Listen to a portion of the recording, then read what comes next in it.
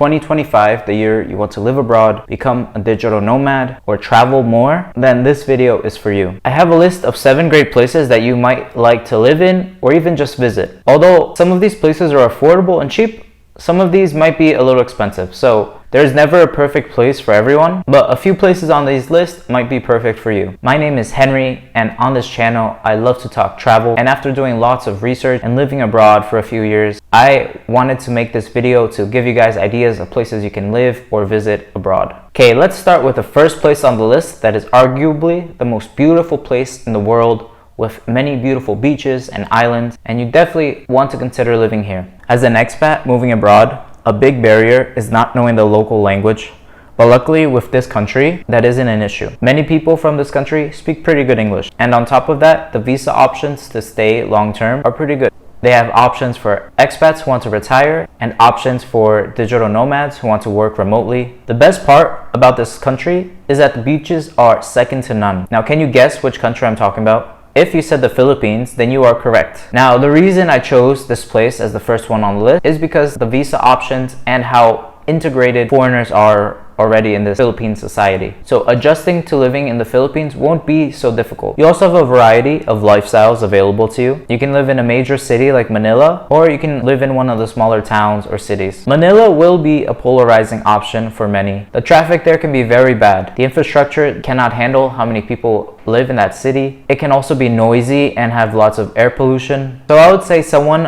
on a budget should probably avoid living in Manila and look at the other islands or smaller cities. If you do have a big budget and you want to live in Manila, stay in the city, then I highly recommend looking at one of the upscale districts. You have Fort Bonifacio or BGC, or you also have the city of Makati, which is also pretty upscale and pretty nice. However, it will be expensive if you want to live in one of these places. About $3,000 to $5,000 a month, maybe even more if you really want to be comfortable. But if you don't want the city lifestyle, then that's fine. There's a lot of other options. For expats, I would recommend looking places outside of Manila. You can live very comfortably on only $1,000 to $2,000 a month. You have Cebu City, a vibrant urban center with many beaches nearby, strong expat scene. You have Davao City, a very laid-back atmosphere, affordable, and lots of access to nature. If you want a laid-back island paradise, you have Siargao, which is perfect for nature lovers and surfers. I'm sorry if I butchered any of those names. So the Philippines is perfect for those who love beautiful nature, beaches, connecting with locals, seeking an affordable lifestyle, and it's also ideal for long-term stays without a visa. But it might not be ideal for you if you prefer a modern, clean environment. If you want historic cities, then Philippines is probably not for you. So the experiences in Philippines can vary greatly. If it's not for you, then don't worry. I have another option I will talk about right now that is probably much better for you than the Philippines. I'm talking about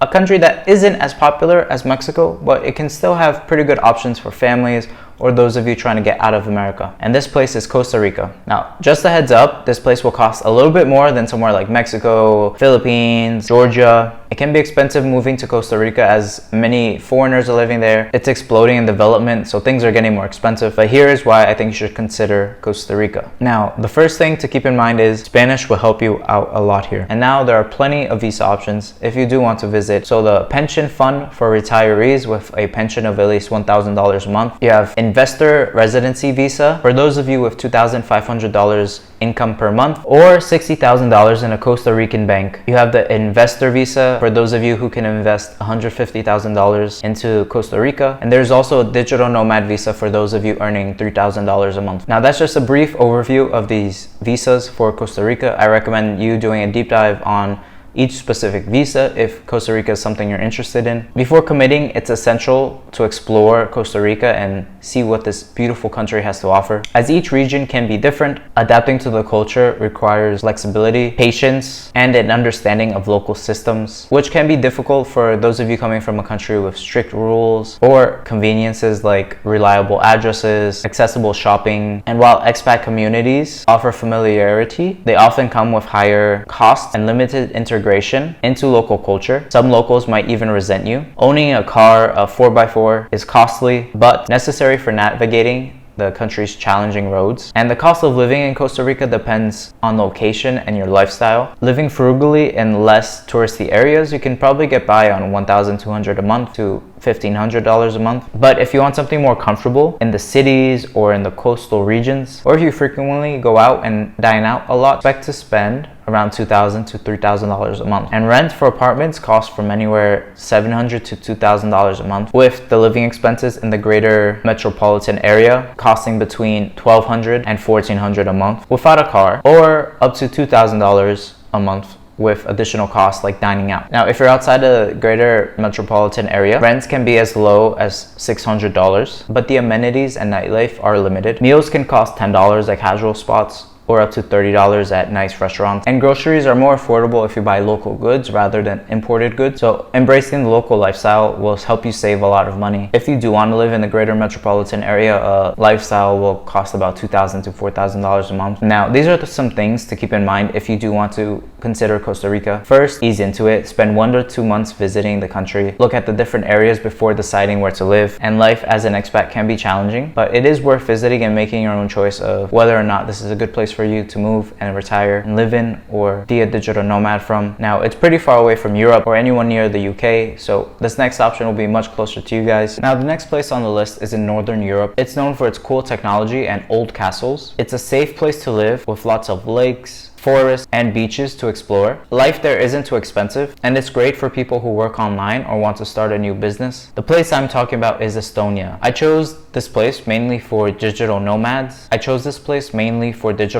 or expats who want to live somewhere while they focus on their business or their remote work. Now, just a warning, this country might be really boring if you don't like nature, mountains, or prefer people that are more extroverted and outgoing. You will probably also hate it if you don't like the cold. Unfortunately, Estonia doesn't have a special visa for retirees, but if you want to live there, you can apply for a long stay visa or a permit if you have enough money to support yourself and health insurance. You might also qualify for other visas depending on your work history. Now, the reason I chose this place for digital nomads is because the digital nomad visa lets you work here for up to 1 year. To apply, you need these things: proof of remote work, income of at least $3,500 a month, complete an online application, and visit an embassy.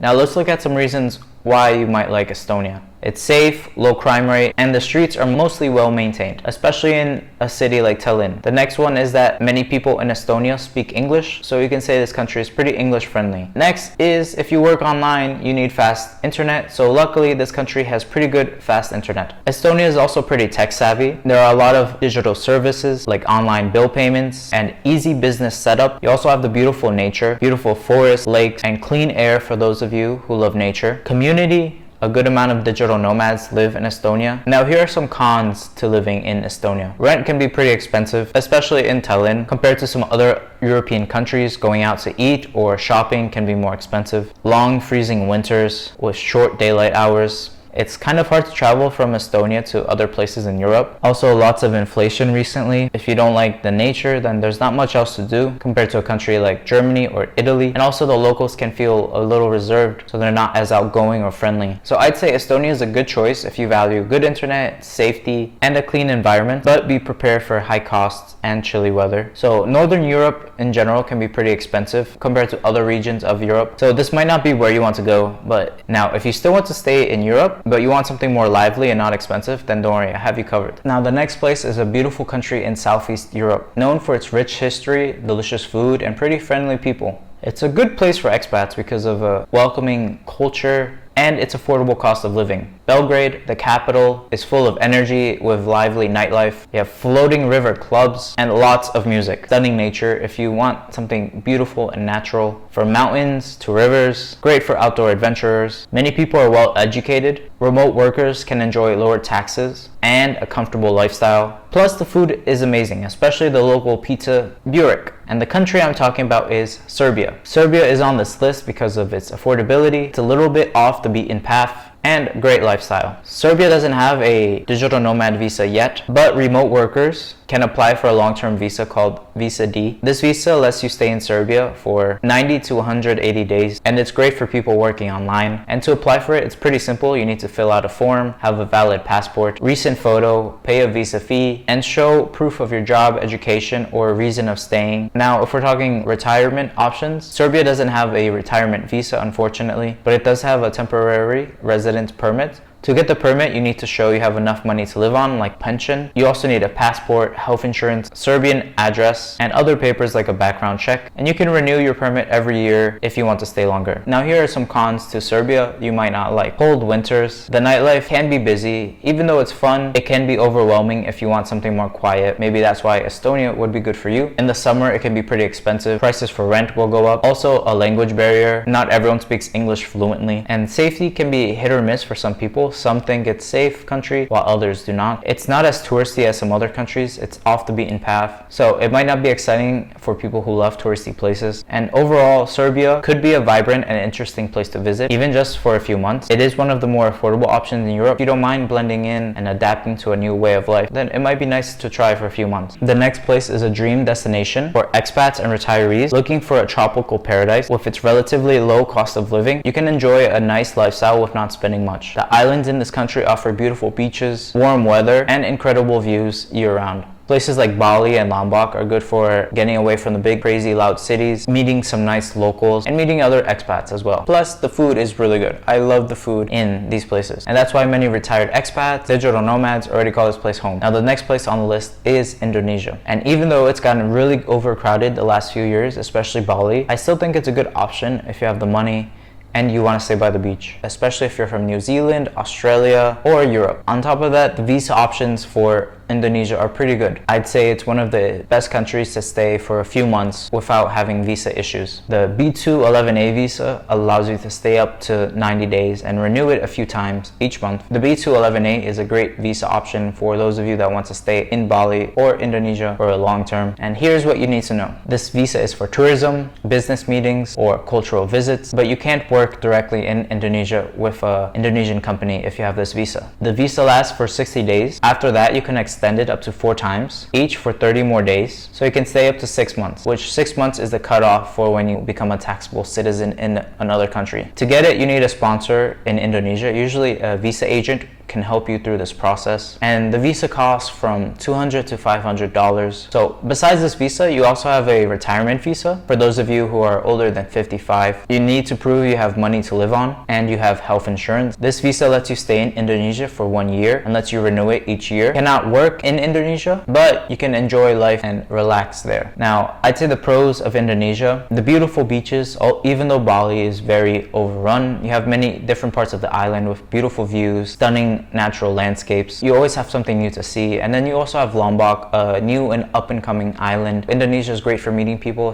Bali and Lombok have vibrant expat communities, especially Bali. So I'd say it's a beautiful country, a lot to explore. It's affordable, many options for accommodation, good amenities. If you make a lot of money online, then you can live a very nice and luxurious lifestyle in Bali. Besides Indonesia and Bali, you don't really have many other places to live. Jakarta, the cities, they can be very loud, polluted, a lot of traffic, very stressful to live in. Maybe Jakarta would be nice to visit for a few months or a few weeks, but I think any more than that, you'll be very stressed out. Probably gonna be forced to live on the beach or a beach lifestyle on an island. And another con is the natural disasters like the earthquakes. Earthquakes can strike pretty often. Lombok has had some very devastating earthquakes. So these are just some things to keep in mind with living in Indonesia. If you think I've missed anything, I'd love for you to post down below in the comments so far, not just about Indonesia, about any other place on the list so far. Now, if you don't want to be around all these influencers, then make sure you stick around because the next one will be a little bit different. I think this next option is great if you don't want to live somewhere overdeveloped, full of Instagram influencers. Now, this next place is still developing. Compared to other countries in Southeast Asia, it's not the most developed,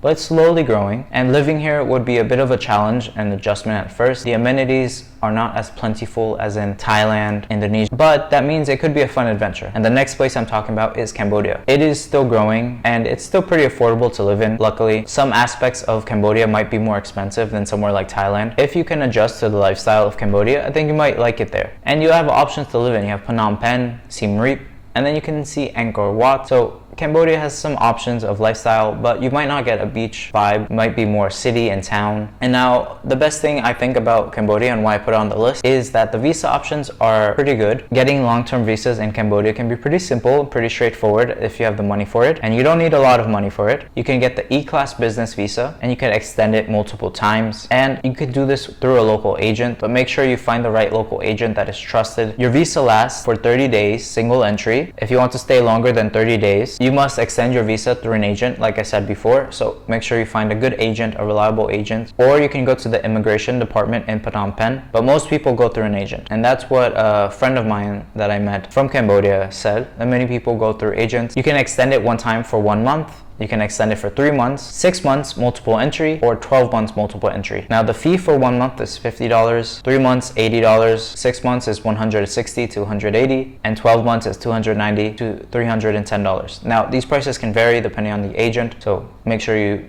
dive into some research on that and how much the extensions cost. And it doesn't take too long to process, about 7 to 10 days. From what friends have told me, what I've read online, you can extend this visa multiple times. So you could stay up into Cambodia for many years at a time. Now, if you're not sure where in Cambodia to live, Phnom Penh is more of like the business center, and then Siem Reap is more of an expat and tourist hub. Now, here are some pros and cons of living in Cambodia. You have low cost of living, friendly locals, and vibrant expat community. You have job and study opportunities. You can teach English if you want to do that. Beautiful places to visit like Siem Reap, Angkor Wat. Now, here are some cons of Cambodia. Petty crime and scams, pickpocketing, phone and wallet scams, so just be careful with that. Some police corruption, unfortunately, it's pretty common in Asia, like police demanding bribes, but that's just kind of what you accept when you move to Asia. Traffic and road safety. It might be hard making local friends as well with the language barrier. Cambodia is a bit different than something like Thailand, which is full of expats, modern and developed. However, if you want something more raw, authentic, then Cambodia could be a good option. It's also really affordable. Work options as well if you want to teach there. So this might be a good option for an expat who wants to leave America, find a new job, and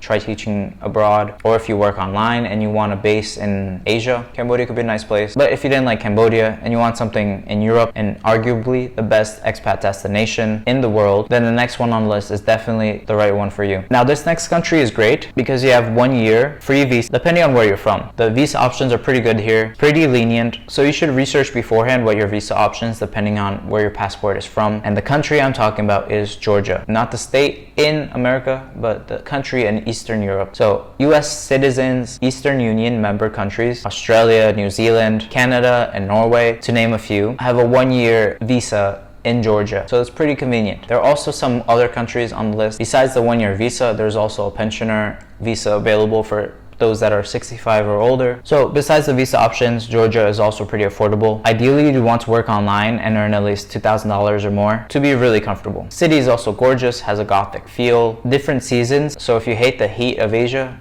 at least here you can get some snow. It's also pretty modern and developed. However, it can start to feel crowded in the expat areas of the city. Here are some things to think about before moving to Georgia. Georgia has over 1,000 years of history with beautiful landmarks and historical buildings. Georgians are known for their friendliness and hospitality. The pace is more relaxed compared to megacities like Dubai, Tokyo, or Seoul. Georgia has many scenic landscapes, including mountain beaches and plenty of outdoor adventure spots. However, here are some cons of Georgia. Occasional racism or cold treatment for locals, especially if you're not introduced to them. Limited entertainment. There's not a lot of nightlife or activities, especially during weekdays. Rent prices have increased, especially in cities, which can make it expensive for those looking to live in urban areas. So are there any places on this list that you like? Any places that you have visited you would recommend or not recommend? I'd love to hear your opinions down below. Moving abroad isn't easy. The first thing you should definitely look at is visa options. How long can you stay? And then next, do research on countries that you might be interested in. I also have other video talking about some affordable places that might be great locations for a digital nomad, an expat, or somewhere to retire. So make sure you check that video out. Thanks for watching. I hope you enjoyed